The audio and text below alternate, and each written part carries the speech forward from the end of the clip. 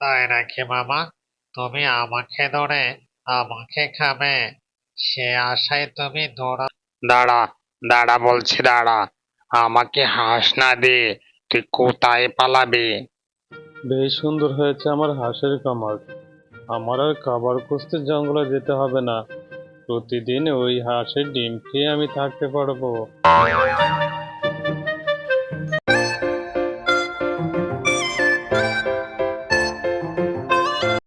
এত দেখি অনেক সুন্দর হাঁসের খাবার। প্রতিদিন একটি করে হাঁস খাবো। আহ, হাঁসের মাংস খুব সুস্বাদু।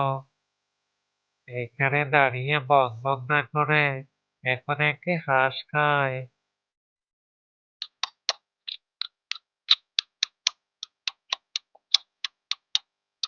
হাঁসের মাংস খুব যে সুস্বাদু।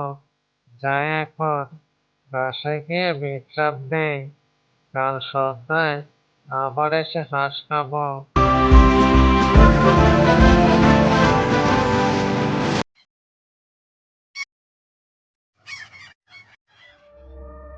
পরের দিন সন্ধ্যাবেলা শিয়াল আবারও এসেছে হাঁস খাবে। আজ এখান থেকে হাঁস নিয়ে বাসায় চলে যাব। বাসায় গিয়ে খুব মজা করে হাঁস খাবো।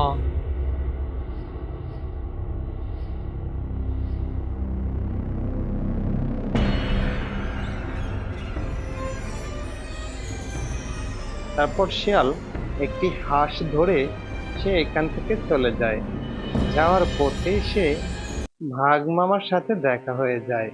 আর তখন বাঘ বলছে, কি রে বাগনা শিয়াল, তুই তো দেখছি হাঁস নিয়ে যাচ্ছিস, কিন্তু মামাকে বাঘ না দিয়ে তুই কোথায় যাচ্ছিস? মামার বাঘটা দিয়ে যা। মামা, দয়া করে তুমি আমার রাস্তাটা ছাড়ো। আমি অনেক কষ্ট করে হাঁস এনেছি। এটা আমার হাঁস। তোমার যদি হাঁস খাওয়ার ইচ্ছা থাকে তাহলে ওই লোকালয়ে থেকে হাঁস ধরে নিয়ে আসো, তারপরে খাও। আমার পথটা দয়া করে এখন ছাড়ো তো। না না ভাগ্নে, আমি লোকালয়ের থেকে হাঁস আনতে যাব না। একবার গিয়ে কি মারটাই না খেয়েছি, কিন্তু তুই এখন এখান থেকে হাঁস নিয়ে যেতে পারবি না বাঘ না দিয়ে। এত দেখে আচ্ছা বিপদে পড়লাম। সে তো নাছর বান্দার মতো পথ আটকে দাঁড়িয়েছে। কিন্তু আমিও হচ্ছে পথের শিয়াল। অনেক কষ্ট করে শিকার করেছি, আর সেই শিকার তোমাকে দিয়ে খাবো? এটা কখনো হবে না। পথের শিয়াল, এখান থেকে দৌড়ে পালা, তাছাড়া আর কোনো রাস্তা নেই।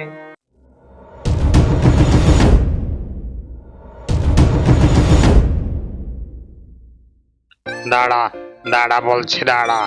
আমাকে হাঁস না দিয়ে তুই কোথায় পালাবি? যেখানে যাবি আমি সেইখানে দৌড়ে খাবো। এখন আর হাঁস খাবো না। তোকে দৌড়তে পারলে আমি তোকেই খাবো। তাই নাকি মামা? তুমি আমাকে ধরে আমাকে খাবে, সে আশায় তুমি দৌড়াতে থাকো। তুমি আমাকে কোনোভাবে ধরতে পারবে না।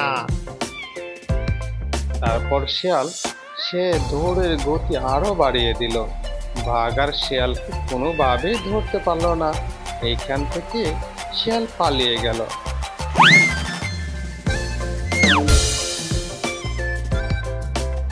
বোকা বাঘ, শিয়ালের সাথে পাঙ্গা? শিয়াল হচ্ছে পণ্ডিত শিয়াল। সে এসেছে আমাকে ধরে খাবে। আমাকে খাবে দূরের কথা, আমার একটা পশমও কিছু করতে পারবে না। আরে, এ তো খুব মুশকিল। এত গভীর জঙ্গলে আমি একটা হাঁসের খামার দিয়েছি, কিন্তু দেখছি দিন দিন হাঁস কমে যাচ্ছে। না, আজ রাতে আমাকে পাহারা দিতে হবে। দেখবো কে এসে আমার হাঁস নেয়। প্রতিদিনের মতো শিয়াল আবারও এসেছে হাঁস নেবে। আর এদিকে গাছের আড়ালে লুকিয়ে আছে গর্জিলা। তাকে শিয়াল দেখতেই পায় না।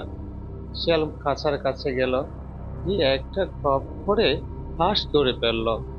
আর পিছন থেকে ঘরজিলা এসে ইচ্ছা মতো মারলো শিয়ালকে। শিয়াল একদম আদা মরা হয়ে গেল।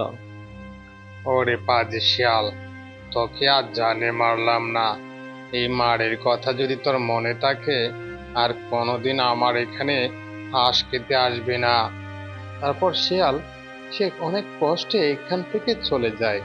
যাওয়ার পথেই সে বাঘের সাথে আবারও দেখা হয়। রে শিয়াল, এখন এখন তোকে কে রক্ষা করবে?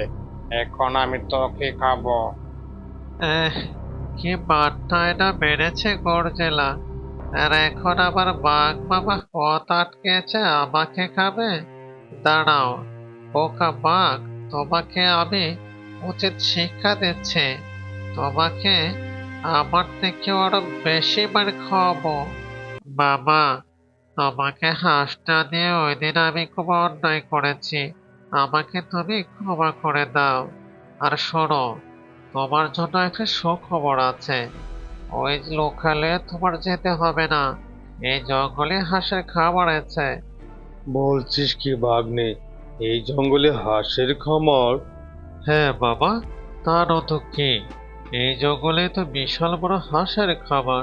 তুমি যদি হাঁস খেতে যাও, তাহলে হাঁসের খামারে তোমাকে দেখে বয়ে হাঁস দিয়ে দিবে। তুমি এখানে দেরি না করে জলদি করে চলে যাও। ওইখান থেকে হাঁস খেয়ে আসো। বোকা বাঘ শিয়ালের কথা বিশ্বাস করে হাঁস খেতে চলল। যেই না খামারের কাছে গেল, আর তখনই ঘরজিলা ইচ্ছা মতো মারলো বাঘকে।